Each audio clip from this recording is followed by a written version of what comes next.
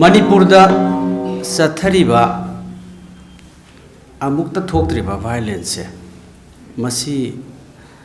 लेंगाक असिना करम्बा कांदा लोइसन के खलिबगे अमसुंग करिगिनो असुक कुइना लोइसंद्रिबसे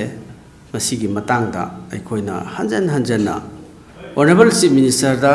कयारक अखोइ पॉलिटिकल पार्टी सिंग फमिननबा मयाम अमा हाइगिबसे अखोइगी तोंगान तोंगानबा प्रेस एंड मीडिया दा inside the assembly and outside the assembly अखोइना मयाम ला political leaders सिंगसिना solution पोरकननबगी फमिननबा इनिशिएट तौ हाइबसे ngasi bok tawdri tabi raktabasi अखोइ था 38 संगसिले अदुना अखोइ की इंडिया ब्लॉक ना वारेप लौरगा दिल्ली दा नेशनल की लेवल दा इंडिया ब्लॉक सिंग की लेवल अखोइ की नेशनल की लीडर सिंग याव स्टेट की डेलीगेट सिंग याव हायरगा अखोइ आदा प्रोटेस्ट तौननबा next week probably in the next week मसी अखोइ सेम साबा अखोइ हौरे एबा गवर्नमेंट अमना तौरोइदबा थबक सि तौखलई छात्र की इंस्टीट्यूशन करिनो सरकार सिदा पाइबा याउबिरिबा ऑनरेबल चीफ मिनिस्टर अमदी अतै तै काउंसिल ऑफ मिनिस्टर्स मणिपुर की प्रजा की इचासिंग सुगी कमते खनबिद्रबरा छात्र की इंस्टीट्यूशन में हमसे मसी ऑर्गेनाइजेशन सिंगना डिमांड की दमक करिगुंबा पांदम अमगी दमकता बन ब्लॉकेट तौबक अदगी अखोइ की बॉयकॉट तौब खोप मयाम जी लैयेबा अदो मणिपुर की दा अमदी पृथ्वी दा भारत की मफम मफम खुदिमक्तसु सरकार ना गवर्नमेंट की इंस्टीट्यूशन स्कूल कॉलेज अदगी semi government private even the private school याउना मतम कक्तना थिंजल्ले हाइबसे सरकार ना ऑर्डर थोकपसे मसिदी मणिपुर दा खक्ता तारी अमद लैना लैना security forces marang kaina leina angang singi school college institution engineering college adagi mayam MBBS ki loine as a whole state ki department na the education department na thokpa sidi yamna laibak thi masi amukta ju thoktri masi tawbin handok piyo akhoi hanadagi internet kayarak thingre अदगी हानदगी थिंगगा बन blockade artificial blockade national highway सिंग द थिंगगा लई सानबा थंगनबा essential commodity फंगददन लई ब्लॉकेट मयाम सिना अदुगी मथकता तोंगान तोंगानबा ऑर्गेनाइजेशन द थिंगिबा इलीगल कांगू न थिंगिबा अदुगा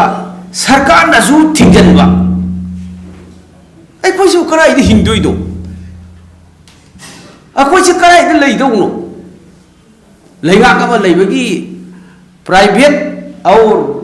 अदगी इंडिया तोंगान तोंगान बे एजेंसी ऑर्गेनाइजेशन डिमांड तौबी थिंजलकपा इलीगल कांगू न थिंगबदु नतना सरकार याउना थिंजलगदी अखोइ सोर होनबजिजु थिंजनबिरोने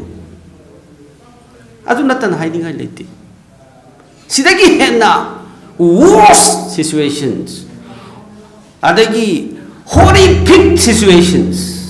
tragedies lenga kasida leiriba mayam ringsibo ubidrabra khangbidrabro masi tawbinu internet ban hangdok piu school college hangdok piu ban blockade tawribasi ada national highway mayam thingaga essential commodities mayam Bharat ख्वाइदगी पोचै तांगबा ममल ओरिबा मयाम लौथोकनबो होनगिदि हाइद्रगा गवर्नमेंट दसु याव थिंजल्ली कैदौनु सिबु अदुना सरकार की लेरिबा मयाम से कोई सरकार BJP Congress BJP India bloc नती एज ए ह्यूमन बीइंग मीमो इनोसेंस अखोइगी पीपल्स मयाम सिंसिगी ngakpangamuktrabasibu kayam kuina khoi khangduna leihidagi haibase सरकार सिना असुम तासनदना तुमिन लेबसे मसिबु करम्बा नुमितगा तारखिगदगे रि कोन 18 months sahi tha trani pan chat khraba mutung de sukta tarak tarusina aduna everything ai khoi asa lete hoje masigi whole responsibility adagi to initiate masigi initiate tawna basidi sarkar hani haiba simiti ka obiganu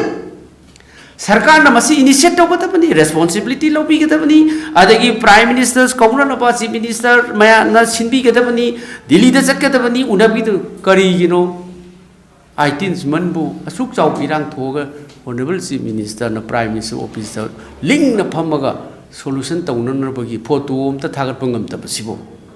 amit saga link na phaminaraga manipur gi leaders mayam kauraga phaminaraga solution tawna bu hona bangam drisu kari ho bulege is there any wrong commitment karai the commitment taw bulegi bro lana aduna masi aikhoi yam wai aduna aikhoi gi lebak kanje aikhoi solution poroksi aikhoi gi mahuksa gi punsi hanjilakna na ba masi any political party am ngamoi civil society organization ngamoi adagi civilian jing ngamoi it is the only government parja gi democracy chat palebak sidati it is the only government sarkar da mukka hana remind tawjabani aikhoi masiga thingwa mayam lokthok piu aduga sarkar na initiate tawidramina khoi delhi da chalaga aikhoi gi hak mayam se aikhoi gi demand tawna na bi da khoi ready le ri haina of aikhoi india block na lokthok jabani thank you